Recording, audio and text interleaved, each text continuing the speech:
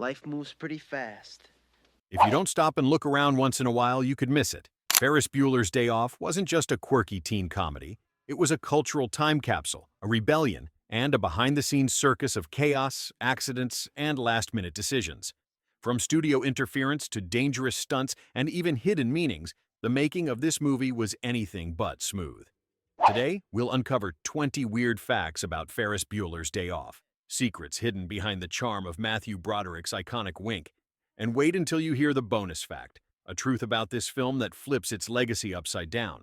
Buckle up because this ride through 1980s Chicago isn't as carefree as Ferris made it look. Let's dive in. The Ferrari wasn't really a Ferrari. That red 1961 Ferrari 250 AGT California Spider, the car Cameron's dad supposedly prized above all else, wasn't what it seemed. Producers couldn't risk destroying a real Ferrari, worth millions even back then. Instead, they built 3 replicas on fiberglass bodies mounted over MG chassis. 2 were hero cars for beauty shots, and 1 was designed to be destroyed in the garage crash scene. Here's the kicker. That destroyed replica still fetched over $300,000 decades later at auction. The illusion was so convincing that even some Ferrari experts initially believed Paramount wrecked an original. What audiences didn't know was that the car's destruction mirrored the production itself, something beautiful held together by fragile parts, ready to shatter at the wrong moment. Matthew Broderick almost couldn't do it. Broderick might be the face of Ferris, but his casting was nearly derailed. Just before shooting began, he broke his collarbone in a car accident. This injury made certain scenes brutal to film, especially the running sequences.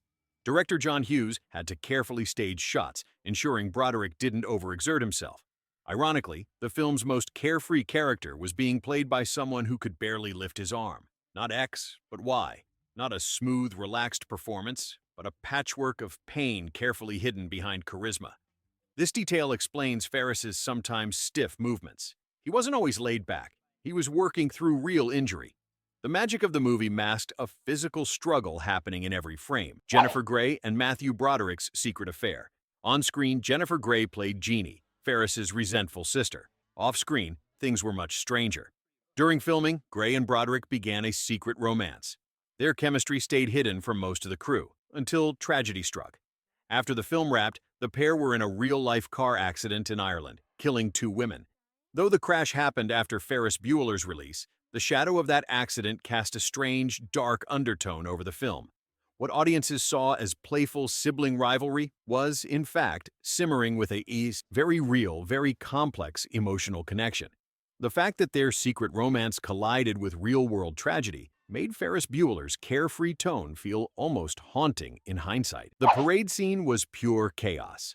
The downtown Chicago parade scene wasn't just staged, it was real chaos captured live. Hughes got permission to film during the Von Steuben Day parade, but instead of staging a closed set, they jumped right into the real parade. Broderick lip-synced Danke Schoen and Twist and Shout live, while actual Chicagoans danced in the streets, unscripted. What you see on screen, construction workers dancing, businessmen cutting loose, was spontaneous reality. The crew had only 2 takes to capture everything. It wasn't choreography, it was lightning in a bottle. The scene didn't just celebrate Ferris's rebellion, it immortalized Chicago's spirit. What audiences didn't know, the parade nearly got shut down by police because Hughes never fully cleared the disruption he caused. Alan Ruck was way older than Cameron. Alan Ruck played the neurotic Cameron Fry, Ferris's best friend, a character meant to be a high school senior. But Ruck was 29 years old during filming, over a decade older than his character. In fact, he was older than Broderick, Grey, and Mia Sara combined. Ruck himself joked, "If you're going to cast a hypochondriac teenager, might as well get a guy pushing 30. The weirdest part? It worked. His age gave Cameron a world weariness that elevated the character, making his existential meltdown feel far deeper than just a teenager's tantrum. Not youthful angst, but adult despair packaged in teenage clothes. That accident of casting gave Ferris Bueller's Day Off its hidden emotional backbone, and audiences never suspected. Charlie Sheen stayed awake for 48 hours. Charlie Sheen's cameo as the burnout in the police station lasted only a few minutes, but it became iconic. To achieve his bleary-eyed, strung-out look, Sheen took an extreme route. He reportedly stayed awake for 48 hours before filming. No makeup, no tricks, just pure exhaustion. The result? His performance crackled with authentic, unsettling energy. When Jeannie leans in and unexpectedly connects with him, it's not just scripted chemistry. It's a collision of Gray's intensity with Sheen's genuine delirium. What audiences didn't know was that Hughes encouraged Sheen to stay edgy and real. The cost? Sheen pushed his body to dangerous limits, and the set had to keep him standing between takes. Not acting, but raw physical endurance. That tiny cameo burned itself into pop culture because it was forged through actual self-destruction. The script was written in just days. John Hughes was famous for writing quickly, but Ferris Bueller's Day Off pushed that reputation to the limit. The entire script was reportedly written in less than a week. Some accounts say just 6 days. Hughes locked himself in his home office, blasting the Beatles' Twist and Shout on repeat, hammering out page after page. Not months of rewrites, but a creative explosion that poured out fully formed. This urgency translated into the movie's breathless pace. Every scene feels like it's sprinting to stay ahead of the audience. What most don't realize is that Hughes was terrified the idea would slip away if he slowed down. He captured it before it evaporated. That's why Ferris Bueller feels like lightning in a bottle. It was written under the same manic, rebellious energy it portrays. The Ferris house phone was real. In the movie, Ferris often schemes over the phone, especially when pulling off his elaborate sick day scam. Here's the weird part. The Bueller home phone wasn't a prop. Hughes insisted on using a functioning local phone line so that the actor's timing would feel authentic. This meant that anyone who knew the number could literally dial into the set. Crew members admit they sometimes prank called during downtime, forcing Broderick to improvise mid-scene. What audiences didn't know was that one of Ferris's greatest weapons, his voice on the line, was tethered to actual working equipment. Not fake conversations, but real dials, real rings, and the constant risk of a random Chicagoan calling mid-take. That tiny detail gave the movie its lived-in feel and created constant, unpredictable tension for the cast. Ed Rooney's injuries were real. Jeffrey Jones, who played Principal Ed Rooney, endured some brutal mishaps.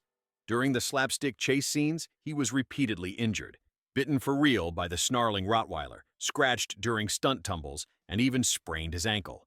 Unlike Ferris, who floated through chaos untouched, Rooney was a magnet for pain. What you see on screen isn't polished slapstick. It's Jones genuinely limping, sweating, and grimacing in discomfort. Hughes loved it, refusing to reshoot cleaner takes. The comedy wasn't carefully staged, but fueled by raw mishap. Not pantomime, but punishment. The irony? The movie's villain became a kind of tragic clown, suffering for laughs in ways audiences never realized. Those injuries blurred the line between character humiliation and actor endurance. John Hughes hid himself in the movie. Hughes had a Hitchcock-like habit of sneaking into his films, and Ferris Bueller's Day Off was no exception. During the Chicago Board of Trade scene, if you look closely, you'll spot him as one of the traders. It wasn't just a playful cameo, it was a statement. Hughes saw himself as the architect of the rebellion Ferris represented, slipping himself into the machinery of authority only to mock it from within. Here's the hook. Hughes rarely told anyone when or where he appeared, leaving eagle-eyed fans to piece it together decades later. Not just a teen comedy, but a filmmaker's secret wink. And before we move on, go ahead and like and subscribe because the next 10 facts reveal the dangerous stunts, darker scandals, and the real legacy of Ferris Bueller that even hardcore fans don't know. Cameron's house was a real modernist landmark. Cameron's iconic glass house, where the Ferrari takes its fateful plunge, wasn't a Hollywood set.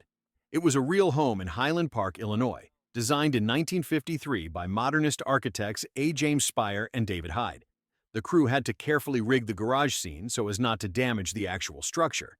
But here's the twist. After filming, the house fell into disrepair and sat on the market for years, even at bargain prices, because buyers feared its fragile design. What audiences didn't know was that this cinematic shrine doubled as an architectural ghost. Too unique, too impractical for ordinary living. Not just Cameron's prison, but an actual symbol of fragile beauty decaying in real life. The home became so tied to the movie that its market value depended more on Ferris fandom than architectural appreciation. Ben Stein's lecture was improvised. Bueller, Bueller, Bueller. That flat, monotone roll call became one of the most quoted lines of the 1980s. But it wasn't scripted. Ben Stein, a real-life economist with zero acting background, improvised his droning lecture about supply-side economics. Hughes simply told him to talk about something boring. Stein launched into real economic theory, unfiltered, until extras genuinely nodded off. Not lines crafted by writers, but a spontaneous classroom experiment captured on film. The humor didn't come from jokes. It came from authenticity. What audiences didn't know, Stein's delivery was so perfect that Paramount executives begged Hughes to extend his screen time. That accident of casting turned a minor bit part into one of the most enduring symbols of academic misery in pop culture. The baseball game was a real Cubs game. When Ferris and his friends sneak into Wrigley Field, they aren't on a fake set. It's the real Chicago Cubs playing the Atlanta Braves on June 5, 1985. The footage captures an actual game, including Cubs star Ryne Sandberg at bat. But here's the kicker. Continuity errors reveal that Hughes used two different games' footage, stitching them together as if Ferris and crew stayed for hours. Fans have since painstakingly tracked the mismatched plays to specific innings. What audiences didn't know, the movie immortalized real moments of baseball history, disguised as Ferris's casual joyride. Not just staged rebellion, but a real slice of Chicago sports culture forever tied to cinematic mischief. The blending of fiction and reality blurred the line between Ferris's fantasy day and the real rhythms of his city. The synth score was revolutionary. The film's quirky, bouncing sound, especially in moments like the Ferrari's slow-motion crash, was unlike anything teen comedies had used before. Composer Ira Newborn built much of the score on analog synthesizers, layering odd, offbeat tones. But the most shocking element? The iconic "Oh Yeah" by Swiss duo Yellow, which underscored scenes with surreal weight. That song wasn't composed for the film. It was an obscure European track Hughes discovered and fought to include. The result? A weird, hypnotic soundscape that became synonymous with luxury, rebellion, and indulgence in pop culture commercials for decades. What audiences didn't know, this wasn't background filler, but a deliberate weapon. Hughes reinvented how comedy films could sound by choosing music that mocked excess while celebrating it. Grace's pen stunt was improvised. Ed Rooney's secretary, Grace, played by Edie McClurg, wasn't just comic relief. She was an improvisational genius. The scene where she pulls pencils out of her hair? Completely unscripted. McClurg asked Hughes for permission to improvise, and he simply told her to play. She invented Grace's entire quirky backstory, from her righteous dude slang to her chaotic office habits. Not a side character, but a fully fleshed personality created on the spot. The magic of that improvisation gave Rooney a perfect foil, his bitterness clashing with her goofy optimism. What audiences didn't know, McClurg's improvisation was so strong that Paramount considered spinning her into a TV character. Instead, she remained one of the most quietly beloved figures in 80s cinema. Broderick nearly missed the role. Matthew Broderick's casting wasn't a guarantee. John Hughes initially considered other actors, including Rob Lowe, John Cusack, and even Jim Carrey. But Broderick brought something different, a boyish charm mixed with sly confidence.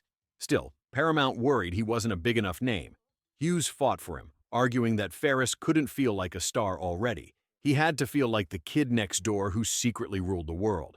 Not a celebrity, but a hidden king. What audiences didn't know? Broderick's natural ability to break the fourth wall sealed the deal. Hughes saw in him the rare quality of speaking directly to the audience without losing sincerity. That gamble paid off, cementing Ferris as one of cinema's most beloved tricksters. The film nearly got an R rating. Though Ferris Bueller's Day Off feels relatively tame today, it nearly received an R rating from the MPAA. Why? Language. The original cut contained far more swearing, particularly from Cameron and Rooney. Paramount panicked, worried the film would alienate teen audiences. Hughes reluctantly trimmed dialogue, but traces remain in Cameron's angry rants. Not a squeaky clean comedy, but a film that almost leaned into rawer teenage angst.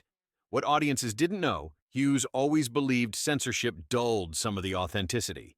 The movie's polished final cut disguised the darker, sharper edge lurking beneath. Ironically, it became a cultural touchstone precisely because it balanced rebellion with accessibility. The taxi scene was pure chance. Remember the awkward moment when Ferris's dad nearly spots him in a cab with Sloane and Cameron? That wasn't part of the original shooting schedule. Hughes added it after realizing the city's chaos offered endless comedic potential. The actors were rushed onto real Chicago streets, improvising interactions as traffic swirled around them. Broderick's anxious ducking wasn't just acting, it was fear that an unplanned mishap might ruin the shot. Not a staged gag, but an authentic city accident caught on film. What audiences didn't know was that the scene symbolized the whole production. Order constantly on the verge of collapse, saved by timing and luck. Hughes hit a dark subtext. While fans celebrated Ferris's antics, Hughes privately admitted that the film wasn't just about freedom, it was about Cameron's depression. Cameron's arc, from paralysis in bed to destructive release, carried Hughes's personal reflections on isolation and fear of adulthood. The Ferrari wasn't just a car, it was Cameron's relationship with his father, fragile and suffocating. Not comedy, but tragedy, disguised as laughter. What audiences didn't know was that Hughes poured much of his own anxiety into Cameron, making him the true heart of the film. That hidden layer explains why Cameron's meltdown resonates far deeper than Ferris's pranks. The ending almost changed everything. In early drafts, Ferris didn't win. Rooney actually caught him red-handed, and the movie ended on a darker, ironic note. Hughes scrapped this after test audiences rejected the twist. They wanted Ferris to triumph, not face consequences. So Hughes reworked the finale into the triumphant dash home, punctuated by Ferris's cheeky fourth wall break. You're still here? Not defeat, but total victory. What audiences didn't know, this last-minute change transformed Ferris from a trickster into a legend. The movie's enduring charm hinged on that choice. Rebellion rewarded instead of punished. Without it, Ferris Bueller's Day Off might have been remembered as bitter rather than joyful. Ferris might not be real. Here's the strangest theory of all. Some scholars and fans argue Ferris never existed. They suggest Ferris was a projection of Cameron's imagination, a fantasy version of himself who dared to rebel, flirt, and live without fear.